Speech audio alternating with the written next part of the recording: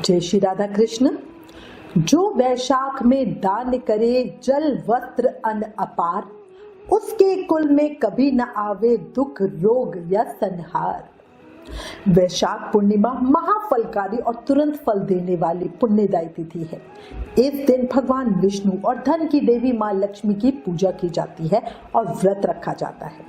वैशाख पूर्णिमा को बुद्ध पूर्णिमा भी कहा जाता है क्योंकि इस दिन भगवान बुद्ध का भी जन्म हुआ था।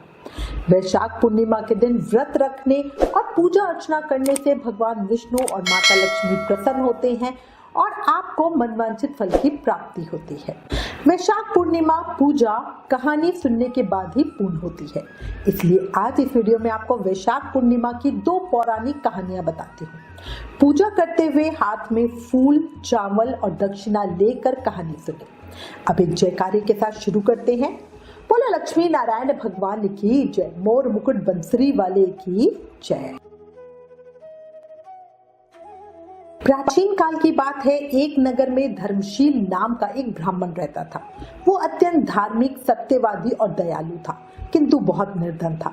जीवन यापन कठिनाई से होता था, फिर भी वो धर्म कर्म नहीं छोड़ता था।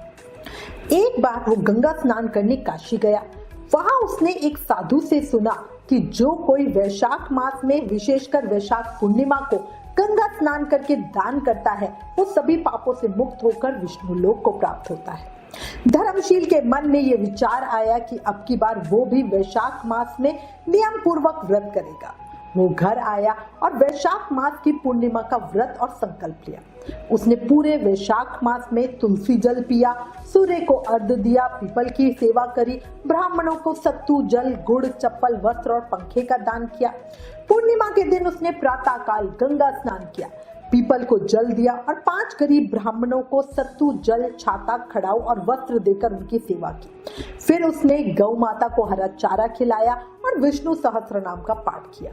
उस रात उसने तुलसी के पास दीप प्रज्वलित करके भगवान विष्णु का स्मरण करते हुए उपवास रखा। रात्रि में जब वो सोया तो उससे स्वप्न में भगवान विष्णु ने दर्शन दिए और कहा, हे धर्मशील, तुमने जो श्रद्धा से वैशाख मास का व्रत किया है, उससे तुमने अनेक जन्मों के पाप कर्म तुम्हारे नष्ट हो गए हैं। तुम जब शरीर त्यागोगे तब मेरे गोलोक में निवास करोगे। तुम्हारे वंश में दरिद्रता, रोग, शोक और अकाल मृत्यु नहीं होगी। अब जब वो धर्मशील सुबह उठा तो बहुत आनंदित था। उसने जीवन भर इसी धर्म पथ को अपनाया और अंत में भगवान विष्णु के धाम को प्राप्त हुआ। बोलो लक्ष्मी नारायण भगवान की जय, वैशाख मास के ठाकुर की जय। बहुत समय पहले की बात है। सौराष्ट्र प्रदेश में सुधर्मा नाम का एक गरीब मगर धर्मनिष्ठ गृहस्थ रहता था। वो सदैव सत्य बोलता, माता पिता की सेवा करता और किसी का अहित नहीं करता, परंतु आर्थिक स्थिति उसकी बहुत दयनीय थी। एक दिन वैशाख मास की पूर्णिमा को वो सोच रहा था कि हे प्रभु, इतना पावन दिन है पर मेरे पास ना तो गंगा स्नान का उपाय है, ना किसी को दान देने के लिए धन है। क्या मैं पुण्य से वंचित रह जाऊंगा? वो ये सोच ही रहा था कि एक वृद्ध ब्राह्मण अतिथि उसके द्वार पर आया और बोला, हे गृहस्थ, आज वैशाख पूर्णिमा है। यदि कोई आज मुझे जल और सत्तू का दान दे तो वो अक्षय पुण्य का भागी बनता है। क्या तुम मुझे कुछ दे सकते हो? सुधर्मा व्याकुल हो गया क्योंकि उसके पास केवल 1 लोटा जल और बहुत थोड़ा सा सत्तू था जो उसने अपने लिए रखा था।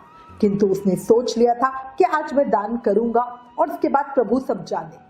ये मन में विचार करके उसने अपना सारा सत्तू और जल ब्राह्मण को दे दिया और नम्रता से उन्हें प्रणाम किया।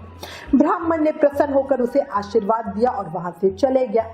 रात को जब सुधर्मा सोया तो उसे स्वप्न में यमराज ने दर्शन दिए और उससे कहा, हे गृहस्थ, आज तुमने जो वैशाख पूर्णिमा को अपने भोजन का त्याग करके सच्चे मन से अतिथि को जल और सत्तू का दान किया है, वो दान तुम्हें स्वर्ग के समान पुण्य देगा। तुम्हारे कुल में कभी दारिद्रता नहीं होगी। मृत्यु के पश्चात तुम विष्णु लोक प्राप्त करोगे। सुधर्मा की आंख खुली तो वो आनंद से भर गया। अगले दिन उसके घर में चमत्कार हुआ। उसके खेतों में फसल लहलाने लगी। जिन लोगों ने उसे पैसा ले रखा था वो अपने आप घर आके उसे पैसा देकर और जीवन में उसके सुख समृद्धि आने लगी। हे वैशाख मास के ठाकुर, हे भगवान मधुसूदन, इस कहानी को कहते सुनते हुकारा भरते सब पर इसी तरह कृपा बनाए रखना, जीवन के कष्ट हरना, जीवन में सुख शांति संपन्नता देना, मन की इच्छाएं पूरी करना।